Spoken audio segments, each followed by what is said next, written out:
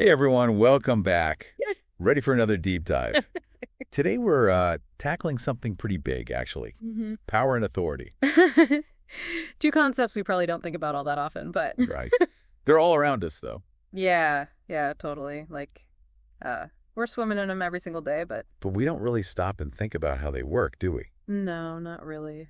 So for this deep dive, I've got some excerpts here from a sociology textbook all about government and power. And I'm really hoping we can use these Okay. to not just, list out the different types of governments that are out there, which is interesting, of course, Sure. but to go deeper, Yeah, I like where you're going with this. Like, how does power actually function?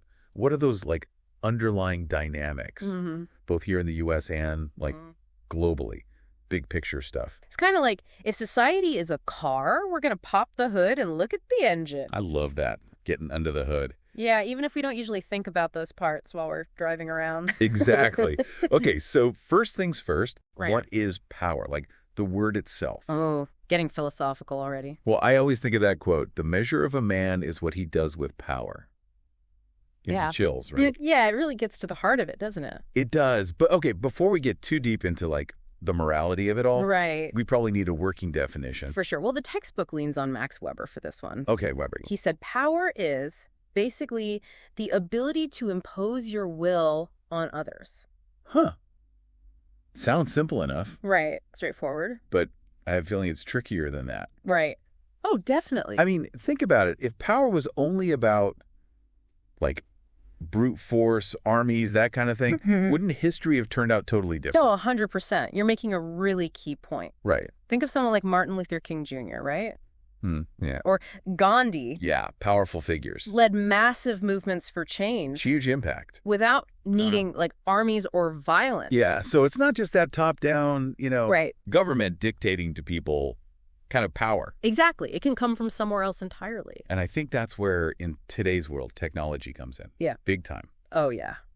Can't ignore that. I keep thinking about the Arab Spring uprising, Good example. the way social media, empowered people in ways we hadn't really seen before. Suddenly they could organize, share information Get the world's attention. totally outside those traditional power structures. Right, and that's powerful. It really shows how technology can totally shift that balance of power. Of course, There's always the other side of the coin. right, there's a flip side. Governments, those in power, they can use tech too. To control things. Yeah, try to control information. Platform bans, internet censorship, all that. It's like a tug of war almost. Digital tug of war. Yeah, for control, for influence. Okay, so we've got power, this kind of messy concept. Right. But what about authority then? Is that the same thing? It's related for sure, but it's got its own flavor. It's not just raw power. Okay. It's power that we accept, we agree to follow it Because, because we see it as legitimate, maybe. or beneficial in some way? Right, exactly. It's serving a purpose. So it's not just about being able to force people. Nope. It's about them, willingly going along with it. Exactly. Consent of the governed and all that. But why would people choose to accept someone else's authority? $1 million question, right? Well, lucky for us, Weber, our sociologist buddy, he actually categorized authority, kind of broke it down. Oh, helpful. He came up with 3 main types. Okay, I'm all ears. All right, so first up is traditional authority. Traditional. Okay, give me an example. Think royal families, Okay. Queen Elizabeth inheriting the throne, that kind of thing. Power passed down through generations. Yep, it's all based on longstanding customs, beliefs. We've always done it this way, so Yeah, exactly. The weight of history behind it. makes sense. Reminds me of that, what was it, patrimonialism in ancient Egypt? Oh, yeah, great example. Pharaoh's a god king, right? Everyone had to obey. Build those pyramids, all because of tradition. Wow. Okay, so tradition gives the ruler legitimacy in that system. Yep. And on to the next one. Hit me with type 2. All right, this one's charismatic authority. Charisma, all right. Not about bloodlines then. Nope, this is all about the leader themselves. Their personality. Personality, vision, their ability to inspire, rally people. So they've got that it factor. Exactly, that magnetism that draws people in. Who comes to mind here? Oh, so many. Martin Luther King Jr. definitely fits. Oh, yeah. Mother Teresa, even figures like Napoleon or Churchill. So it's not always about being morally good, Right. Sometimes it's more complex than that. but it's about having that pull that makes people want to follow. For better or for worse, yeah. Okay, fascinating. Now I got to know what's the third type. All right, this one's called rational legal authority. Rational legal? Okay, I can kind of guess where this is going. This is the foundation for a lot of modern societies. All about the rules, right? You got it. It's power that comes from laws, procedures. A system, not just one person. Exactly. We follow it because we see it as fair, predictable. Makes sense. So, like, the U.S. Constitution would be an example. A prime example. But even something like your workplace employee handbook, it kind of fits too. Huh. I never thought of it that way. See? Rational legal authority, it's everywhere. But here's the thing. I bet it's not always this neat and tidy in the real world, is it?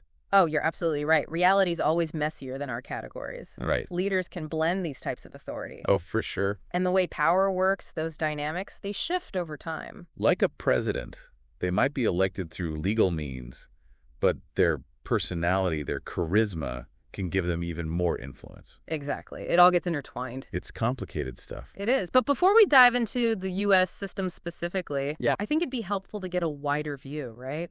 Totally agree. Like, how do other societies around the world organize themselves? When it comes to government, I mean... Excellent point. Let's take a quick global tour of government forms. All right, I'm ready for a whirlwind trip. Just keep in mind, no system is perfect. Right, good point. We can start with monarchy, actually, since we already touched on it a bit. Yeah, with the queen and all. Right. The key here is ruled by one person, but there's a big difference between absolute and constitutional monarchies. So, like with absolute monarchy, the ruler is... The top dog, all the power, no questions asked. No limits. Pretty much. A modern-day example would be the Sultan of Oman.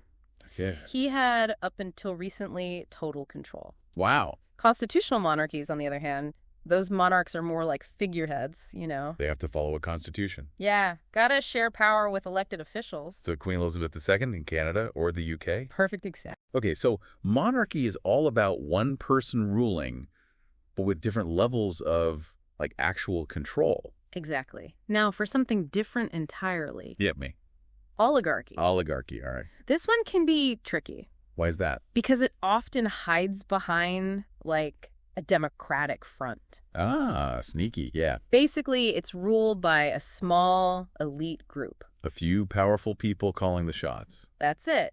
And this brings up a question that's been debated for a while now, actually. Okay, what's the debate? Is the U.S. actually an oligarchy? Ooh, interesting. Think about it, right? The influence of wealth, corporations in our system. Yeah, makes you wonder. Some argue that the U.S. is closer to an oligarchy than we like to admit. Kind of reminds me of the Gilded Age, you know? Ah, good connection. That period with the robber barons and all that. Yeah, like, are we saying those super rich guys back then were basically controlling things? In a way, yeah. I mean, they had so much wealth it translated into political power. So they could influence policies, markets, even just get richer. Exactly. They lobbied for laws that benefited them, sometimes even bribed politicians. Oh, way. Yep. And controlled the media, too, to sway public opinion. It's wild to think about. And fast forward to today, you see some parallels, right? Powerful corporations, wealthy individuals, they still exert a lot of influence. Yeah, through campaign donations, lobbying, all that. It's like history is repeating itself, just with different players and costumes. Okay, so we've had rule by one, rule by a few. What about rule by, like, sheer force? Ah, that brings us to dictatorship. Dictatorship. Straightforward, I guess. Yeah, pretty much. One person holds all the power. And usually got it through, what, military force? Intimidation? Yeah, often, yeah. Not a lot of subtlety there. We've seen plenty of examples throughout history. Absolutely. Kim Jong-il in North Korea comes to mind. Textbook dictator, yeah. But it's worth noting there's also this concept of a benevolent dictator. Benevolent dictators, so they're still in total control. Yeah, but they use their power to, like, actually benefit the people. Interesting. Guess it's not always so black and white. Nope, like most things with power, there are shades of gray. Okay, so we've had the intense systems, but what about the one that's supposed to give everyone an equal say? Democracy. Ah, yes, democracy, the ideal, right? Power to the people. Expressed through voting, usually. Exactly. But here's where it gets interesting. The U.S., we're not a pure democracy. Wait, really? I always thought we were, like, the poster child for democracy. We are, in a way, but technically we're a republic. A republic, what's the difference? It's a form of representative democracy. We elect people to represent us. They make the decisions. Yeah, instead of everyone voting on every single issue. So that's why we have, like, the Electoral College in Congress. Exactly. Pure democracy where everyone votes on everything. It just wouldn't work, practically, you know? Yeah. Millions of people voting on every bill. Chaos. Makes sense. So we got monarchy, oligarchy, dictatorship, and democracy, with the U.S. in that republic category. Our whirlwind tour is complete. But now I'm really curious about how all of this plays out in the U.S. specifically. You know, what actually shapes how power and politics work in America? Now we're getting to the heart of it. Because while the ideal of democracy is one person, one vote, Right. the reality in the U.S. is much more complex. And to understand that complexity, we got to start with a pretty surprising statistic. Okay, now you've got me hooked. What's this statistic that's going to blow my mind? Well, get this, only half of eligible U.S. voters actually vote in presidential elections, even fewer in midterms. Wow, seriously? That's kind of disheartening. I get that people are disillusioned with politics, but to think that so many are just opting out. It does make you wonder if those who do vote are really representing the will of everyone, right? Yeah, exactly. I mean, if only half the people are participating, that doesn't seem very representative at all. You've hit a crucial point. This low voter turnout has huge implications for how our democracy actually functions. It means that the voices of those who do vote have way more influence. Because they're the only ones speaking up. Right. And it raises the question, who are those voters? And what's stopping others from getting involved? Yeah, what are the barriers here? Yeah. What affects who votes and who actually gets heard in the U.S.? Well, one huge factor is race.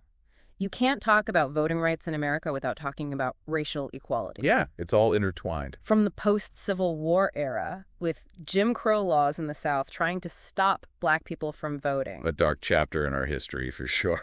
To the Voting Rights Act of 1965, which was huge, but then got partly repealed in 2013, the fight for equal access to the ballot box has been long and hard. It's a reminder that the right to vote, something so basic to our democracy, has been a battleground for so long. And it's still not over. But it's not just race, right? There are other things that create an uneven playing field. Of course. Like gender, for instance.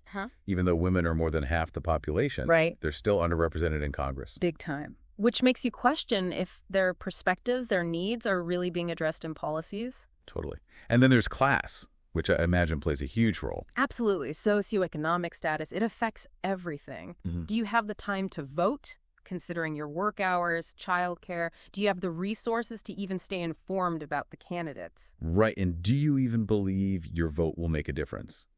Especially if you feel like the system is rigged against you. That sense of efficacy, it's huge. So it's all connected. You see race, gender, class, they all intersect and shape the reality of political power in America. Making that whole one person, one vote ideal seem, well, a bit idealistic. Exactly. And it brings us back to that question about oligarchy, doesn't it? Does money really rule in the U.S.? Yeah. Does wealth trump everything else regardless of what the Constitution says? It's a question that sparks a lot of debate, and honestly, it's more nuanced than just a yes or no. While money obviously has a huge impact, Hard to deny that. there are other forces at play, too. To really get it, we need to look at things like lobbying, for example. Lobbying, yeah, where special interest groups spend tons of money to influence politicians and get the policies they want. It's hard to argue that those with deep pockets don't have a louder voice. Right. Like, money amplifies your message. Exactly. And then there are PACs, political action committees. They can raise and spend unlimited money to support or oppose candidates. So elections become more about who has the most cash. It can feel that way, yeah. Like an auction, almost. Makes you cynical. I get it. And we can't forget about the Citizens United case either. Ah, yes, that Supreme Court decision. I know it's controversial, but I always get lost in the legal details. The gist is, it basically said corporations have the same free speech rights as individuals. Which means even more money can flood into politics. So even more influence for those with the most money. It's complicated, but the implications are huge. Definitely worth digging into if you want to understand how power works in America. Noted. Okay, so maybe the answer to the oligarchy question is more about degrees than a clear yes or no. I think so, yeah. It's about recognizing that wealth has a ton of influence, but also that our system is designed, at least in theory, to be accountable to the people. Right, there are checks and balances, even if they're not always perfect. Exactly. But I'm curious, are there ways that sociologists try to make sense of all this? Like, do they have frameworks to analyze how power plays out? Ah, good question. Like different lenses for looking at the same thing. Exactly. It's like using different filters on a photo. Each one highlights different detail. Okay, I like that. Okay. So what are the main filters sociologists use for power and politics? Well, there are three big ones. First up is functionalism. Functionalism. Okay. What's the basic idea? They see society as this complex system, right, with all these interconnected parts working together. To keep things running. Exactly. To maintain stability, order. Like a well-oiled machine, each part has a job, and everything runs smoothly if everyone does their part. So the government's role, in this view, is to keep things stable, prevent disruptions. Exactly. They'd probably argue that gradual change is better than rapid change because it avoids shaking up the whole system. Makes sense. So in this view, even things like big political contributions, they might serve a function. Right. It allows people to participate in the process, keeps things stable, even if it seems like it gives more power to the wealthy. Interesting. So it's a more like conservative approach, Yeah. emphasizing the existing structures. You could say that. Now, for something totally different, there's conflict theory. Conflict theory. Okay. This sounds more intense. It is. They see society as inherently unequal, with groups always competing for power and resources. So it's all about struggle. Pretty much. This one draws heavily from Karl Marx, who focused on the struggle between the working class and the ruling class. Ah, the classic class struggle. Exactly. Conflict theorists would say that those in power, the ones with the resources and institutions, they'll do what it takes to keep their advantage. Even if it means making policies that benefit them and hurt others. Yep. They might point to lobbying, campaign finance, as proof that the wealthy elite are rigging the system. To keep themselves on top. Right. It's a view that really highlights the tension, the power struggles in society. So functionalism is about stability. Conflict theory is about struggle.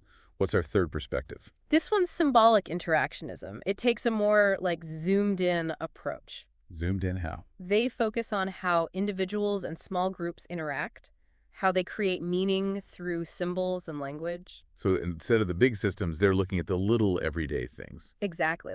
Think about how politicians use language, Yeah. Emotionally charged words to frame issues, sway opinions. It's all about the messaging. Right. Or even those rituals and symbols we see with government. Like what?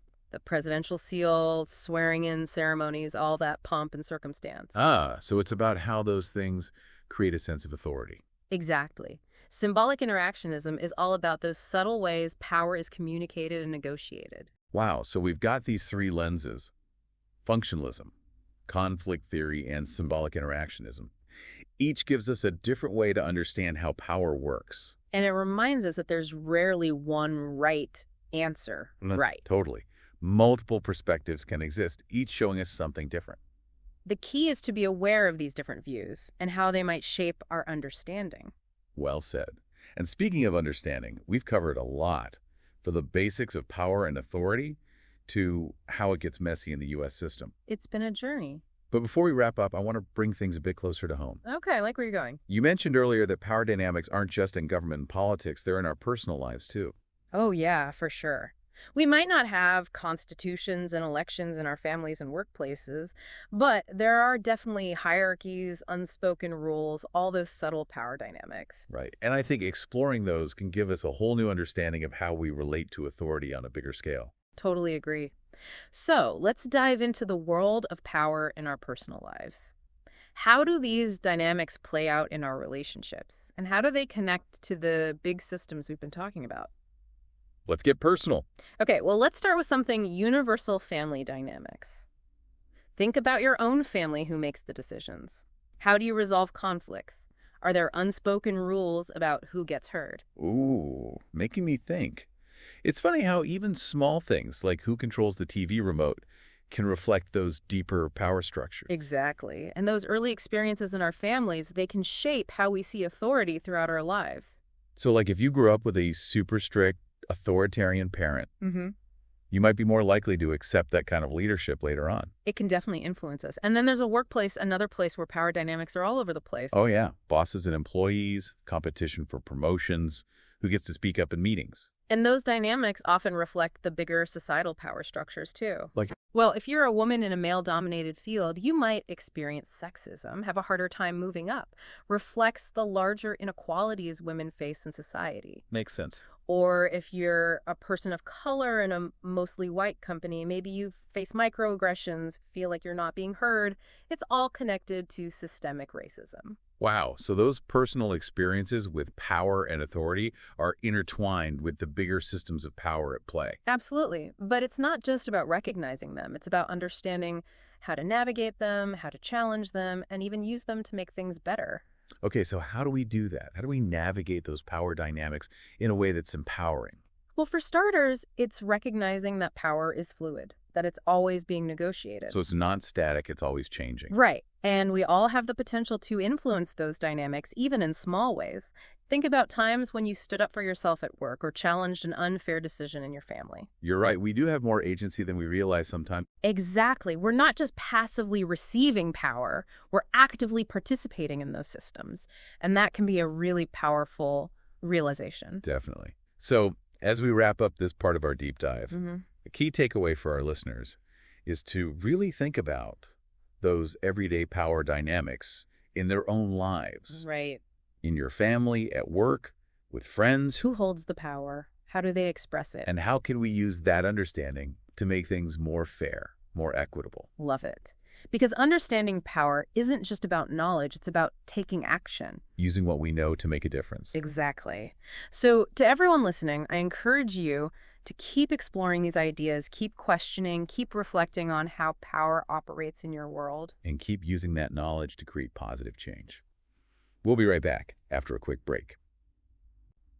It's like we've been peeling back the layers of an onion, haven't we? I like that analogy. Starting with these big kind of abstract ideas of power and authority, and zooming in on all those different forms of government. Yeah. And now we're getting to the core, I Yeah. think, how these dynamics actually shape our personal lives, our relationships. And the thing is, those layers are all connected. You know, the personal and the political, they're never really separate. That's so true. Like the way we experience power in our families, at school, at work, it can totally influence how we see authority in the bigger picture. Right. Absolutely.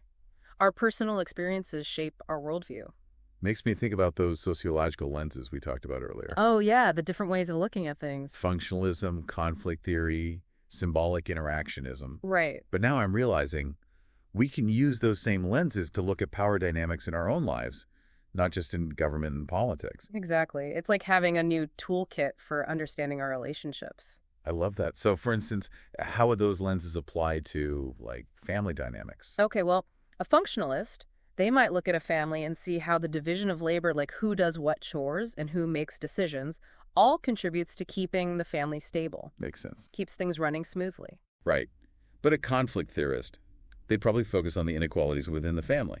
Yeah, like maybe there are power struggles based on gender roles or even just birth order. Oh, yeah, like older siblings getting more privileges. Exactly. They'd be interested in those tensions, how they play out. And then what about a symbolic interactionist? What would they focus on? They'd zoom in on the little things, you know, like how do family members use language or even body language to exert dominance or to negotiate power? So subtle, but it's happening all the time. Exactly. It's those everyday interactions that reveal a lot about the power dynamics. It's fascinating to think about. But, okay, understanding is one thing. The real challenge is figuring out how to navigate these dynamics, right? Absolutely. It's about more than just analyzing. It's about action. Like, how do we empower ourselves within these systems? How do we advocate for ourselves? How do we make those relationships more equal? Those are the big questions. And a good starting point is to remember that power is fluid. It's always being negotiated. So it's not fixed. Nope. It's constantly shifting and changing. Which means we can influence it. Exactly, even in small ways. Think about a time you stood up for yourself at work or you spoke up against an unfair decision in your family. It's those moments when we actually shape the power dynamic, Yeah. even if we don't realize it at the time. You got it. We're not just passive bystanders. We have agency. We can make choices. That's a really empowering thought, actually. We're not just at the mercy of these systems. Right. We can push back. We can negotiate. We can even lead. So as we wrap up, I think a key takeaway is for everyone to consider what type of authority they encounter most in their own lives. Oh, that's good. Is it that traditional kind, based on custom and roles? Mm, Or is it more about charisma, that magnetic personality? right. Or is it rational legal, based on rules and procedures? And even more importantly, how do you react to those different types of authority? Do you just go along with it? Or do you question it, challenge it? Those are some powerful questions to ponder. It's like you're challenging us to be more aware of how we're participating in these power structures. Exactly. Because ultimately, understanding power isn't just about knowledge, it's about self-awareness. It's about recognizing our own role, our own power, in shaping the world around us. That's it. Whether we're following, leading, questioning, or even rebelling, our choices matter. It's those everyday actions that add up and create change. Such a powerful message. It brings us back to that idea that even though we've been talking about these big systems, the real change starts with each of us. In our own lives and our own interactions. Yeah, those small individual acts of courage, of questioning, of standing up for what we believe in. They ripple outwards. Never underestimate your own power to make a difference. What a great note to end on. Thanks for joining us on this deep dive, everyone, and keep those conversations going. It's like we've gone from the pyramids of Egypt to the halls of Congress, looking at how power operates on a grand scale and in the everyday. And what's amazing is that these layers are all interconnected. Our experiences with power in our families, schools, and workplaces can absolutely influence how we view and engage with authority on a societal level. That makes me think about something we discussed earlier, those theoretical lenses sociologists use to analyze power. We talked about functionalism, conflict theory, and symbolic interactionism. But it strikes me now that we can use these same lenses to examine not just government and politics, but also the power dynamics in our own lives. Exactly. For instance, a functionalist might look at family dynamics and see how the division of labor and decision-making contribute to the stability of the family unit. A conflict theorist might focus on how inequalities within the family, maybe based on gender roles or birth order, can lead to tension and power struggles. And a symbolic interactionist might analyze how language and nonverbal cues are used to assert dominance or negotiate power in everyday interactions. It's like having a new set of glasses for seeing the world. Mm. But understanding these dynamics is just the first step, right? The real challenge is figuring out how to navigate them in a way that empowers us, allows us to advocate for ourselves, and helps us create more equitable relationships. Absolutely. It's about recognizing that power is fluid, that it's constantly being negotiated, and that we all have the potential to influence those dynamics, even in subtle ways. Think about times when you've successfully advocated for yourself at work, or when you've challenged an unfair decision in your family. Those are moments where you've actively shaped the power dynamics, even if you didn't realize it at the time. It's a reminder that we're not just passive recipients of power. We're active participants in these systems. Yeah. And that realization can be incredibly empowering. Exactly. And as we wrap up this deep dive, I think a great takeaway is to consider what type of authority you encounter most often in your own life. Is it traditional, based on long-standing customs or roles? Is it charismatic, driven by a leader's personality or vision? Or is it rational legal, rooted in rules and procedures? And more importantly, how do you respond to these different forms of authority? Do you comply? Do you question? Do you challenge? Those are powerful questions to consider. You're encouraging us to become more conscious of how we participate in these power structures, both personally and societally. Precisely. Because ultimately, understanding power isn't just about analyzing systems. It's about recognizing our own agency within those systems. It's about realizing that we all have a role to play, whether it's following, leading, questioning, or even rebelling. And it's through those choices, those everyday actions, that we shape the world around us. We've gone from the pyramids of Egypt to the halls of Congress, looking at how power operates on a grand scale and in the everyday. But now I think it's time to turn the lens inward and examine the power dynamics in our own lives. Because the real change starts with each of us, in our own interactions. So to everyone listening, I encourage you to keep exploring, keep questioning, keep reflecting on how power operates in your own world. And most importantly, keep using your understanding to create positive change. Thanks for joining us on this deep dive.